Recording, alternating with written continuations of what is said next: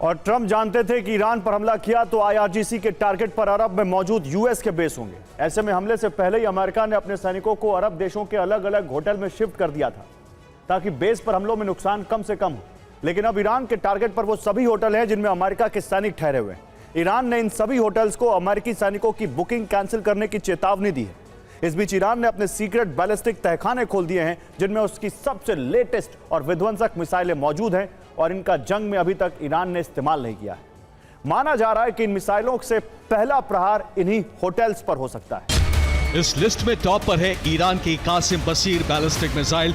ये ईरान की सबसे घातक बैलिस्टिक मिसाइल में शामिल है। इसे बीते साल मई 2025 में ईरान सेना में शामिल किया गया था। कासिम बसीर की रेंज 1500 किलोमीटर के आसपास है। ये अपने साथ 500 किलो के वॉरहेड लेकर जाने में सक्षम है। मिसाइल लॉन्च होने के बाद आखिरी वक्त तक अपने दिशा और टारगेट को बदल सकती है। इसकी रफ्तार 1500 किलोमीटर प्रति घंटे के आसपास बताई जाती है। दावा है कि थार्ड डिफेंस सिस्टम भी इसे ट्रैक नहीं कर सकता। कोस्तान पार के पास ग्रेनाइट की पहाड़ियां मौजूद हैं।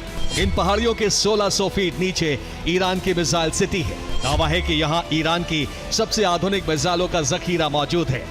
ग्रेनाइट की पहाड़ियां होने की वजह से मिसाइल सिटी को नुकसान पहुंचाना बेहद मुश्किल है।